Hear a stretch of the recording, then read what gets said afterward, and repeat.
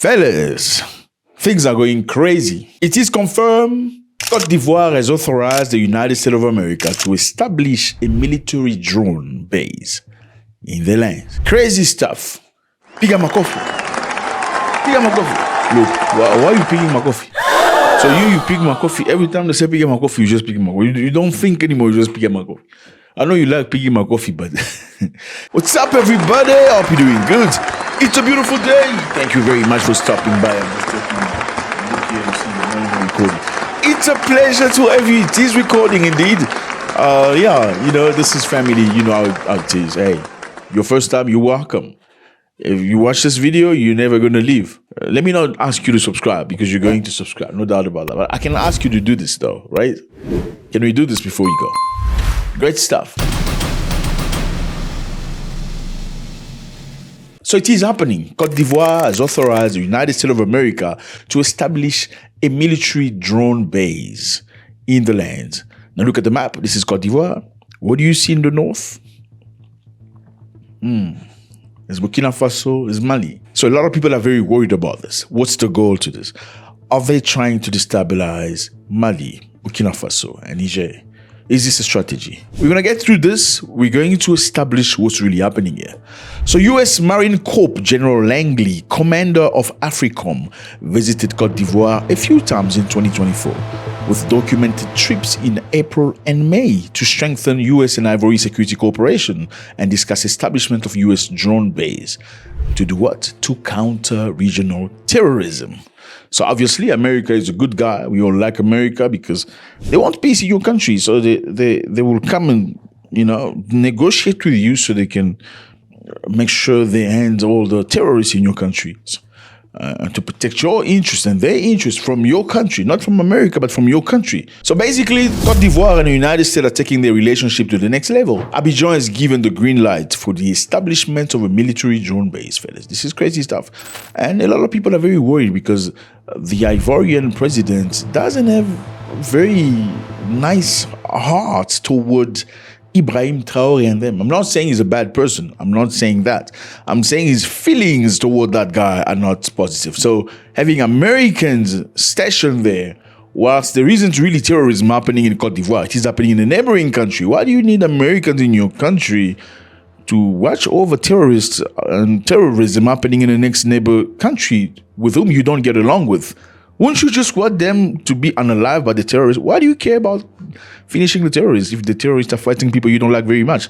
Let's continue. The announcement comes following a meeting held on May 16, 2025 in Abidjan between Ivorian Defense Minister Tenebiarima Ouattara and U.S. Ambassador Jessica Davis and General Langley, Commander-in-Chief of AFRICOM. So where will the base be? The base will be in Ivory Coast, precisely in Boaké. They were discussing to where exactly they're going to establish the base, but finally they got a place. According to Ivorian authorities, the base will be used to deploy the latest generation drones like the MQ-9 Reaper for regional surveillance, intelligence gathering, and support for military operation against armed groups active in West Africa. So America needs to come to Africa to protect America from terrorism. Is it really about terrorism or other things? We're going to find out just now. As per the report, AFRICOM committed $65 million in 2024 for counter-terrorism and border security in northern Ivory Coast. The defense minister said the fight against terrorism is a priority shared by our two countries. Okay, priority shared is interesting. So America really fighting terrorism, not in America, but in other people's country. But is this really about terrorism? That's our question. Well, General Langley says something very interesting. Why we care about what's happening in Africa right now. I mean, if you tell the American taxpayer, why are we there? Why are we spending the money we're spending there? Thanks for the question, Senator. For access and influence. As you can see, General Langley, from his mouth, said the reason why they're there, justifying himself to the Senate, is to counter the presence of Russians and Chinese. So it's not really about terrorism. At least not only about terrorism. It's also about influence, about presence. Influence and presence is another word for colonialism. If I need to influence you, it means I have power over you, right? Are we together? We're just trying to analyze you. So it's not exactly just because of the love against terrorism or the love of Africans. It's about having the upper hand over the Chinese and the Russians? Are the authorities of Côte d'Ivoire trying to destabilize Ibrahim Traoré, as well as Mali and Niger? Well, listen to this. I say it, I insist, and I stand by it. We have nothing against the Ivorian people, but we do have an issue with those who govern Côte d'Ivoire. There truly is in Abidjan an operation center aimed at destabilizing our country. No one can deny it, and we will prove it in the coming days. No one will come and tell us that there are no French bases in Benin directed against us. We have the evidence at hand. 2 major bases.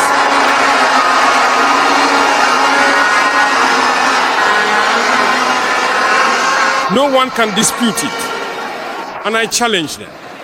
We have nothing against the people of Benin. Here, our issue is with the policy of the Beninese leaders. From the man's mouth, he says the enemies are in Côte d'Ivoire. And he said very clearly, there's something that I pay attention to. I think it's very interesting that he separated the authorities from the people. He said, I have no beef with the people. It's the authorities, the leaders of the country that are the problem to us. I say it, I insist, and I stand by it. We have nothing against the Ivorian people, but we do have an issue with those who govern Côte d'Ivoire. Traoré has accused Côte d'Ivoire of harboring destabilizers and coup plotters targeting his regime. Burkina Faso claims that the coup attempts such as the one allegedly planned on April 16, 2025 were orchestrated from the Ivorian Coast.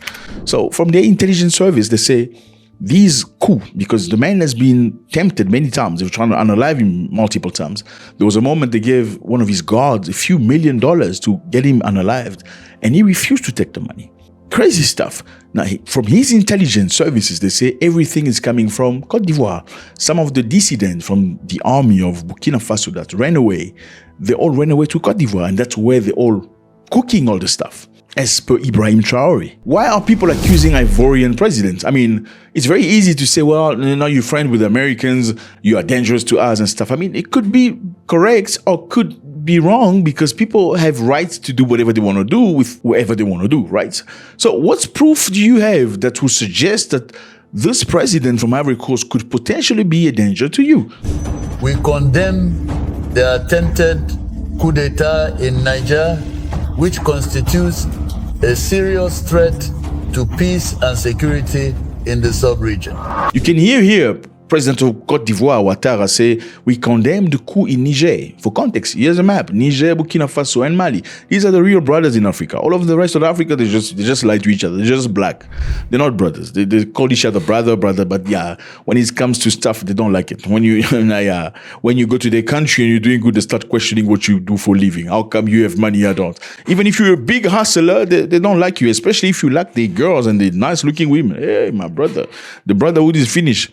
They start reminding you that they have multiple tribes, and their tribes are the actual brother. You as a foreigner, you're not the brother because you've got the nice car, a big house, you've claimed the bad girls. Anyway, let's get back on track. Mali, Burkina Faso, and Niger are the real brothers because they have the same mentality. They want to work for the people. They want their countries to be free of neo-colonialism. They don't want anything to do with France.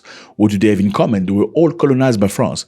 They rejected France altogether, and they quit ECOWAS, which is ECOWAS. This is ECOWAS. You see this block of countries? They call ECOWAS. They used to be all 15 countries, working with one another, helping each other, not really helping each other, but allowing one another to traverse to the next country without using a visa. But even though sometimes you get to the passports section, they will still ask you for money to pay for visa. But that's how they lie to each other with the fake brotherhood. Now, the three countries say because you're still working with Europe, because you're still getting funded by Europe, we don't want anything to do with you. Let's separate it. Now, this president is talking about Niger is like an attack to all other two countries because they are a confederation now. They are like one country. He was speaking about Niger. At the time, Niger just toppled the president named Mohamed Bazoum. This is Bazoum. And the person that toppled him was a general who was the chief of the protection of the president. On Wednesday, July 26, 2023, the Defense and Security Forces, united within the National Council for the Safeguard of the Homeland, CNSP, put an end to the regime of the Seventh Republic. The action of the CNSP is motivated solely by the desire to preserve our beloved homeland. He toppled him, but they didn't unalive him like other places. And when they toppled him, ECOWAS got angry. They say, we cannot allow this anymore. We've seen a coup happen in Mali, Burkina Faso, now Niger. Will not tolerate. We need to bring together soldiers so we can go and destroy what's happening in Niger. We need to reestablish Mohamed Bazoum in power. And everybody else, meaning Niger, Mali, and Burkina Faso, felt very vexed by that, very upset. Why would you want to come and start war with your brothers? When you engage into a war, people are going to be unalived, right? Thousands, tens of thousands of people, just so you can reestablish one person? Is that brotherhood? They didn't like that. So he continued saying Mohamed Bazoum should be freed.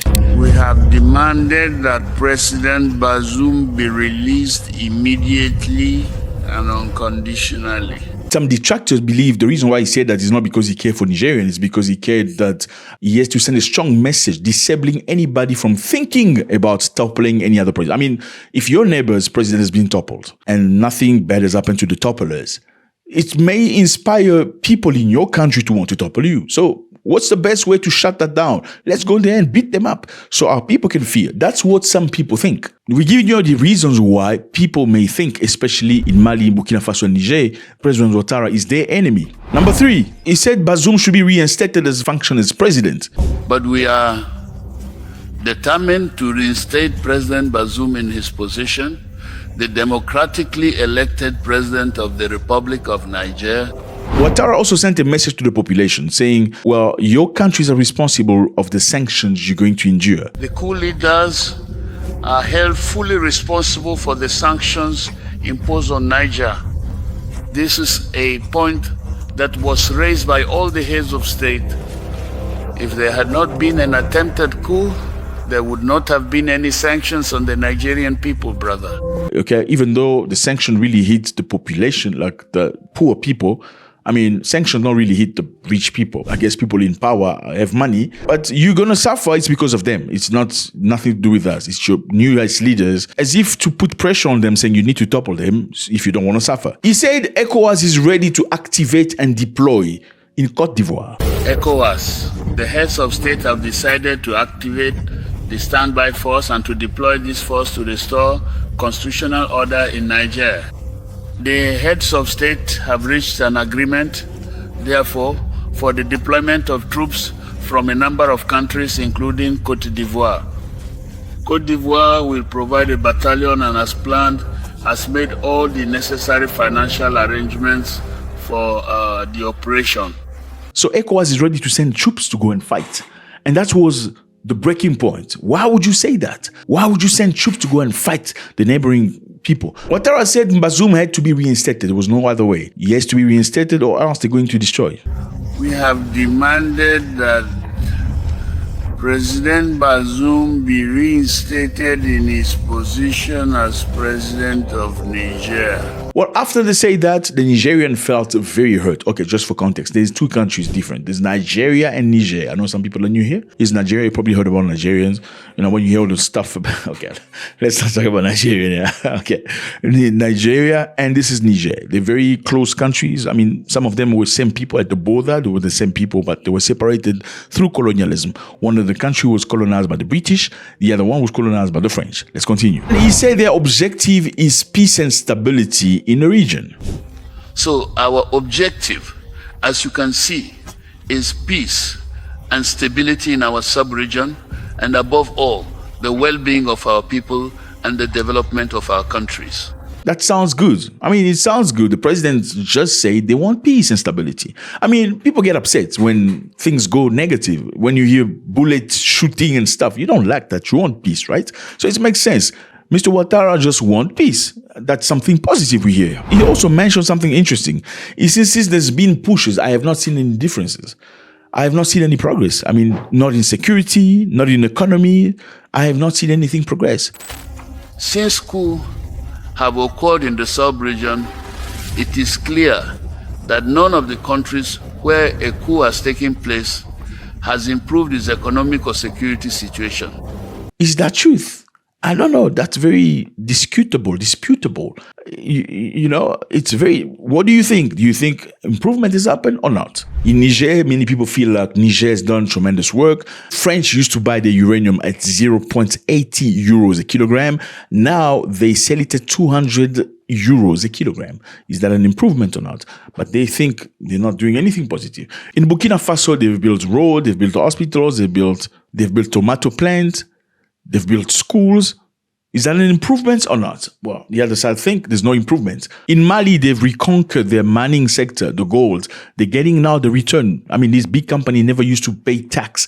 Now they've reinstituted things the way they were supposed to be. 15% is going to the government. Is that an improvement or not? Or maybe it's not enough. Let's continue. Now, after he said that, the Nigerian government was very angry. They recalled the ambassador. The Nigerian recalled the ambassador from Ivory Coast. Mali and Burkina Faso issued a warning to Côte d'Ivoire and everybody else, saying, if you dare, you, Nigeria and other countries, go to Niger and create mayhem, it's going to be a declaration of war against Mali and Burkina Faso as well. That is something that's quite nice to see. It's not just brotherhood from word. I mean, it doesn't matter which side it is. Saying if you attack them, you attack us. Any military intervention against Niger would be considered a declaration of war against Burkina Faso and Mali. It takes guts to get to that level. I mean, brotherhood is not just my brother, hey, my brother, but yeah, who's your brother?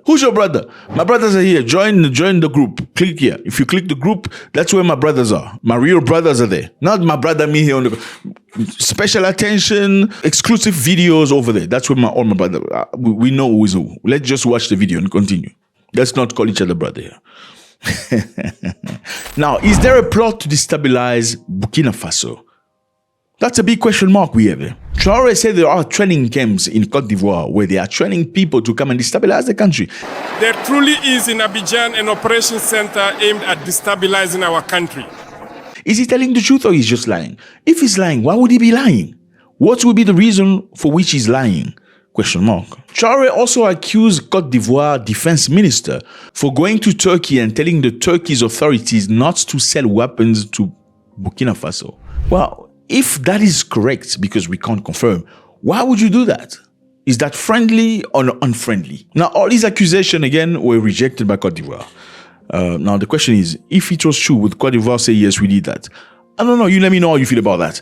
Does Ivory Coast have the right to work with whoever they want to work with? Whether it is America or France? Of course they have the right to do so because they're an independent country. And I can understand you feeling triggered because you like Burkina Faso and all that stuff they're doing. They're still an independent country run by a political system. They can make their own choice. Well, just because, like I said to you, brotherhood is not being black. Clearly not. Some blacks are looking at Russia and the others are looking at this side. So if you're ready for it looks like everybody's fighting for their interest. Now, do they have the right to choose to be with Americans? Well, they have the right. But is that controversial? Perhaps, yes. Why? Because very recently, Côte d'Ivoire said they were asking French soldiers to leave the country as well. And it looked like French soldiers started leaving. There was about 1,000, a little more than 1,000 soldiers stationed in Côte d'Ivoire for a long time. We've decided on the coordinated and organized withdrawal of French forces from Ivory Coast. Thus, the camp of the 43rd Marine Infantry Battalion in Port-Bouet will be handed over to the armed forces of Ivory Coast starting in January 2025. And some people were criticizing the Ivorian government, saying that they don't really mean they want them out. It's just a move because the elections are coming. They're trying to, if Côte d'Ivoire really is asking these French people to leave because you want to be sovereign, why would you then bring Americans in? I mean, you already had the French. Why can't the French just do the drone? I'm just asking. Why would you bring Americans? Is there something cooking here that we don't understand? I mean, taking into consideration, why is this feeling like a plot? Because General Langley said some not nice things about Ibrahim Traoré. Would you understand why people would put A's and B's and C's together and think and paint a picture? Let me know how you feel about this. It's always a great pleasure. Oh, have you done this? Have you wrote your comments? Have you subscribed? Thank you very much. God bless.